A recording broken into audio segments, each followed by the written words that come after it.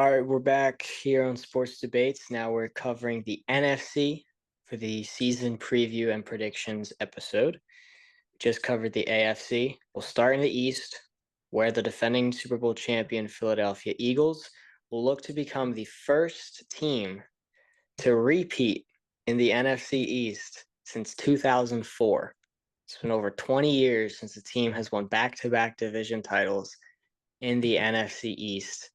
And I think if any team has the best shot at doing it, it's the team that just dominated the regular season and the playoffs. They won the division 14-3. Then the Commanders were the big surprise, the young team, 12-5.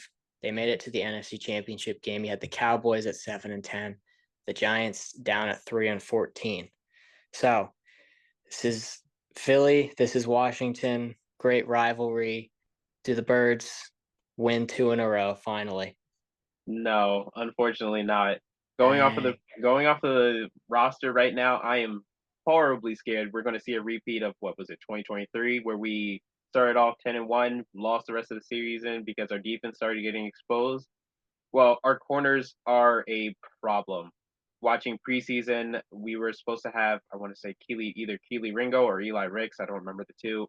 I'll change up the two sometimes, but he was supposed to be our cornerback two. One of them gets cut, no longer cornerback two. We traded for Dory Jackson, or I think we either traded for him or picked him up free agency. We traded for the Raiders first round or number one overall corner, but like I'm still not certain because he has to learn the system. And the corners the weakest spot. The Commanders haven't really looked weak in any area, really. Cowboys, I'm not really scared about them. They haven't signed Micah Parsons. He's a huge part of that defense. Without him, they're probably still going to struggle a lot with the pressure. So I'm not really scared of them. Yeah, I will say I feel better about the Commanders, like their chances now that they've got Terry McLaurin signed to a deal. Because if he went elsewhere, Oh yeah, the weapons for Daniels, you'd have Debo, who is injury prone. So he goes down, and then you don't really have anybody. Now right. that he's got two, all pro level receivers, feel much better about their chances. I get the argument, and for me, I probably would ride the momentum of the Commanders and wanting to, get the Eagles. But look, Jalen Hurts somehow has more of a chip on his shoulder now that he's won than back when he lost. Okay, I've seen pictures of all the team, they're wearing their rings. He hasn't even put it on. He's just holding the box. He's holding the plaque with the ring on it. He doesn't even want to put the thing on because that means that he would settle. And so I think that he's got some fire lit underneath him, even though he's on top of the world right now. And I think that, Saquon will have less of a workload. He's not going to put up the same numbers again. Hurts is just going to be able to throw the ball then. And I think that he's going to have one of his best seasons statistically this coming season because I think he's going to have to do a little more with Saquon, getting a tick down and in touches and the defense being a couple levels below with their losses. So I think Hurts is going to elevate his game because he needs to, and they'll be able to win it again. Still, my problem is still the defense for them. I trust our offense completely, but like Yeah. Sidney Brown is our starting safety, but the problem is he gets hurt a lot, which would Mm-hmm. leave one of the rookies or I think Mac Williams, I want to say, as the backup coming in. So you would have Doka or Makuba, sorry, Makuba coming in as a backup or the starter after Sidney Brown gets hurt. Our corners, I trust Quinyon Mitchell. Cooper DeJean is still being a safety. Our D line is really good, but it's just like the corner depth, like the Yeah. CB3 is where I'm starting to struggle with who's going to guard who and how well they're going to do. I'm trying to be optimistic about this team. I love this team, but like it's hard not to after watching like preseason and watching them struggle so hard to find a solid CB2. Yeah. And also, they have the fourth hardest schedule. Did you see the? We have a part of a schedule where we go Commanders, Buffalo Bills, and then Commanders again. I was like, You who got two gave us against the this? you got two against the Commanders. You've got the Bills. You've got the Chiefs. You got the Lions finally facing off against the Lions. You got the Oh, Packers. So it's a hard schedule. So they could very easily, you know, find themselves like 11-6 just because you're facing some good teams. But they're definitely in the playoffs. Is there any world with a healthy Dak that the Cowboys can contend in this division? yeah, I think a healthy Dak, he can obviously contend this division. We already saw he was an MVP caliber quarterback for a bit there 2 seasons ago. But like I said, the huge problem is Micah Parsons not being there. You need a defense. He's a huge part of the defense.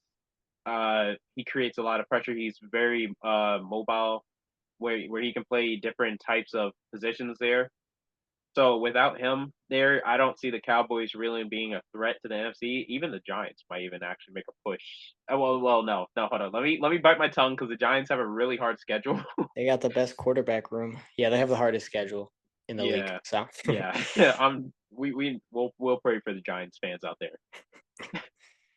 all right, NFC West. So I think this is my favorite division in terms of I think you can make a case for all four teams to win it or all four teams to at least be in the playoffs.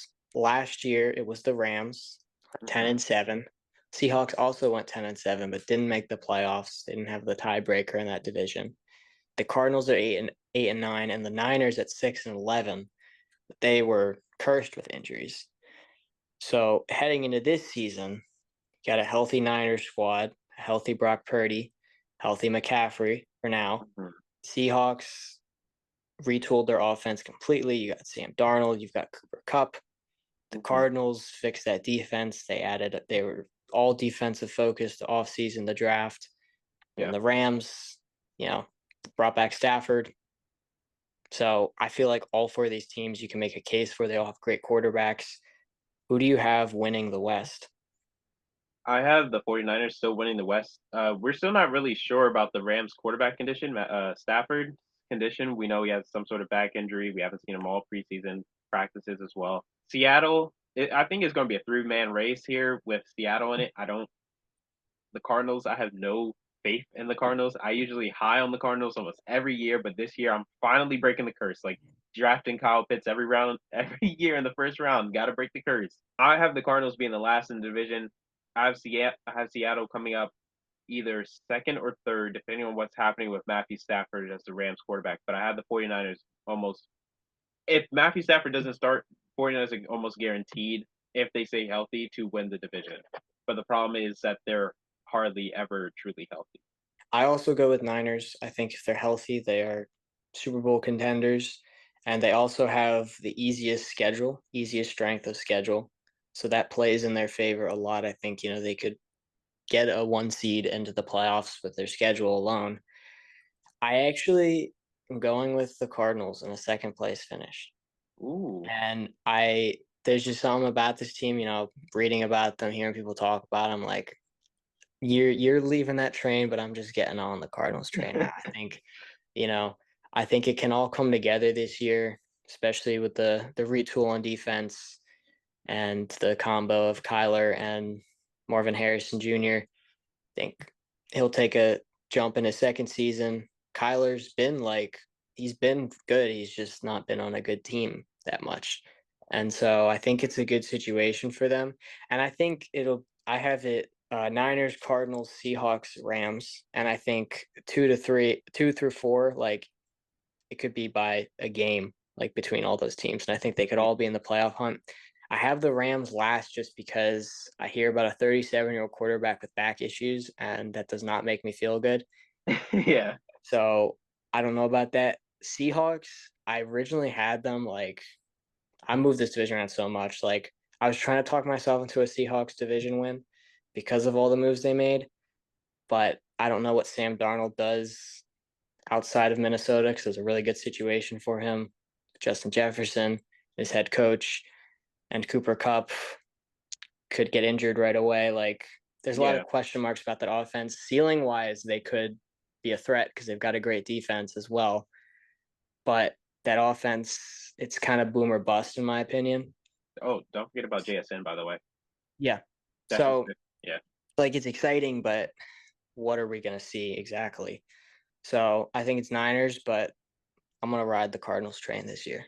Oh, good luck trying to get yourself off. This is going to Yeah. be a long, long ride, bro. All right. NFC North, another good competitive division. Last year you had two of the best teams in the NFC, the Lions and the Vikings. Vikings had 14 wins, Lions had 15 wins, 8-0 on the road. I'm just saying that's really good. Yeah. Packers 11-6. They were also a wild card team, and then you had the Bears down at the bottom at 5-12. So Lions, Vikings, Packers, all primed to be competitive again this year. What order do those three teams finish? So this one is one of the divisions I'm struggling with to really properly rank because almost all these teams could be very good. Lions did lose their offensive coach, blah blah blah, whatever. Not really terrifying me too much. I'm still trusting that offense is pretty high powered. The O line is great. Packers for the first time in forever finally drafted a wide receiver, like an offensive weapon in like the first round. So proud of them.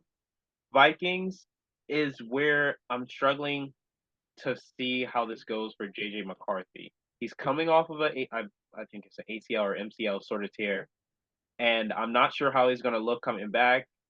Bears, Caleb Williams, the preseason. It's all over the place here. But I'm gonna trust this is gonna be my final.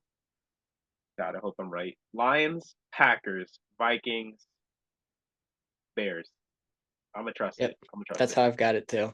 Okay. Yeah, I think that makes the most sense in my mind. Vikings obviously, I think they could end up second, but it all does depend on JJ. I mean, one of the best systems you can enter as a quarterback with the wide receiver room and Justin Jefferson. You know, and, he's and going then to put up good numbers as long as both of them play. But is he the guy that can take the team through the playoffs and compete throughout the regular season right away? and another thing is though Jordan Addison I believe is on the pup list. They're just traded for Adam Thielen. Right, So I saw that he's back. yeah, he's going to be wide receiver two for them, and I believe T.J. Hawkinson is still their tight end. Oh, that Oh, doesn't he's been there wait. forever. Well, yeah, yeah. I'm just making sure because okay, yeah, he is. I just had to make sure Oh yeah, because he's when you been have a there good, forever. yeah, because the quarterback's best friend, a rookie quarterback's best friend, is always the tight end, and T.J. Hawkinson is a really good tight end. Yeah. So having them here there as insurance is pretty good. Caleb Williams and the Bears, their offense is still not scary to me very much. The running back situation wasn't that good. Of course, the old line was pretty bad, so that also contributes to the problem of having a okay running back. I still miss you, DeAndre Swift. You were good here in Philly, but like that's it. The Packers, Jordan Love got to step up this year. One of the other wide receivers got to step up this year. So far, they had a wide receiver room of wide receiver twos, but no wide receiver one. So somebody's got to step up and make that jump. Jordan Love, he's got to be a bit more safe with the ball. Last year he had a problem with interceptions. Then he slowly cut it away later in the season. So I'm hoping to see him continue that trend of not throwing too many interceptions. All right, then finally it's the South, which is just like the AFC South, not that exciting. Buccaneers have won like 3 or 4 years in a row now. And they're probably going to win it again. Last year it was the Falcons in second at 8-9, Panthers and Saints at 5-12 at the bottom. So between Falcons, Panthers, and Saints, who's the next best team in this division?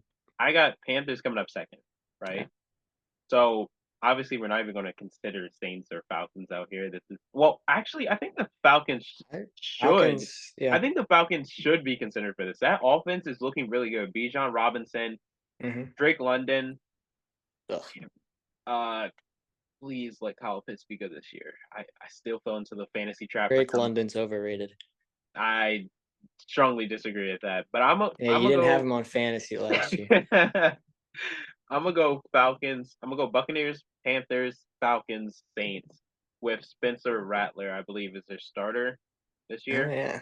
Huh. Tyler Shows, mind you, Tyler Shuck. I think is how you pronounce his last name. He's like 25 already. Yeah. He's a really old rookie, so him sitting down is not exactly the most most good for looks. for this team, good looking, and that's kind of a problem. But obviously, the Buccaneers have won. But I think Panthers can make some noise. I'm really excited about Bryce Young's season. Mhm. I I didn't think it was a good idea to trade away Adam Thielen, but I guess they're trusting Xavier Leggett and Mm. Coker along with why can I remember his name? McMillan Yeah, and Coker. yeah, Tedero McMillan, I think that's what it Yeah. is. Yeah. I think they're pretty safe in that wide receiver core that they were able to trade away to Adam Thielen. In this NFC, how many championship contenders are there? Whew, there is quite a I bit. think there's a good bit, yeah. Yeah, Eagles, Commanders, going off of what is going on right now with the Cowboys, I'm not putting them on this list. 49ers, I'm not putting the Rams because of what's going on with their quarterback. Mhm. Lions, Buccaneers, Packers. That's funny. That's a lot of teams being Yeah, contenders seriously. because they're really good. But yeah, I think that's about it. All right. So my predictions for how the NFC shapes up, I got Detroit, Philly, San Francisco, and Tampa winning the divisions. And then I have Commanders, Packers, and Cardinals in the wild card. So I have Commanders. So these are the division winners: Commanders, 49ers, Lions, Buccaneers. Then I have Eagles, Packers. See, I changed it up now because I'm not so certain. But we're gonna bring Vikings into this. I'm gonna trust JJ McCarthy first year. He's Yeah, gonna I be like bringing it. this to Who tough. makes it out of the NFC? Oh, I think it's gonna be the Eagles again. No, Really? no, no. I'm Hey, you just pessimistic. talked him down. Yeah, I'm pessimistic about their cornerback situation. I'm gonna go Commanders make it out this year. JD5 and Commanders. going. Yeah, I love JD5. I hate the Commanders, but I love JD5. I had Eagles written down, but I kind of also want to do something different because it's like boring, hmm being so good. Um, I think this is the Lions' year. I think they finally get over that hump. I mean, two back-to-back seasons of incredible football, and they've just come up short both times. Mm. And I think they'll lock in this year and get through. I just I want to would see like. them play the Eagles. That's all I want. Like that's all I've wanted for the last how many years. Like, I just want to see those two teams play. Well, I think it'll be interesting to see a rematch of Commanders and Lions in the playoffs, especially seeing how many interceptions was thrown that game from the Yeah. Lions. So I'm, you Hmm. know, kind of excited to see how that goes. If we make the Yeah. same mistakes. All right. So in the AFC, I asked for dark horse MVP candidates because I feel like all the prime MVP candidates are in the AFC. hmm NFC, I feel like there's a lot of different names that could come up. Yeah. Hertz has been in the conversation before. hmm Daniels and Dak both have been in the conversation. Yeah. Purdy has been in the conversation. hmm Goff, Baker. Like I feel like there's so many guys. So if you had to pick an MVP out of the NFC, who do you think wins it? I think who would win it? It would probably be JD5 because of the weapons he's hosting. But I think if it was going to be somebody closer, it would be Baker Mayfield. I'm I'm excited about what he can bring. I'm excited about the rookie who wow, I can never pronounce his name. But I'm excited about the rookie wide receiver they brought in. Bucky Irving looks really good. He looked really good last season. I'm hoping for him to continue it. So I'm gonna go Jaden Daniels, but Baker Mayfield can make a very good case this year, and I'm really Love excited. I hope Baker. he does. Yeah, Give me except a give me a Brock Purdy MVP. There's been a lot of overrated takes on him and whatnot, but I think if this team is healthy, his weapons are healthy, and he's healthy, he could make some noise, put up some numbers. well, you did say they have the easiest schedule. That's where I think that will come in for the Yeah, MVP race. I think that would instead of help him discourage him, even that's though his true. stats That's look also really true. nice. But I still think Brock Purdy is pretty overrated. They paid him a crap ton of money, a crap ton of Wow, I money. mean, he did bring him to the Super Bowl as what, a rookie or something. So That's true. That's true. And the it's the least situation you can hasn't do. been that great because of Yeah. injuries. But yeah, Mm-hmm. before we sign off, do Go you for it. think Micah Parsons will get signed, or will they trade Micah Parsons away this season? All right, that does it for NFL predictions. So we'll check back, see how they do. We'll be back here in a week or so for the NBA season preview and predictions. Mm. that'll be fun as we take a look into that. As always, follow our socials, posts, and stuff. We got the QB top 10 list dropping if it hasn't dropped already. And stay tuned for more stuff. Thanks for watching. We'll see you next time.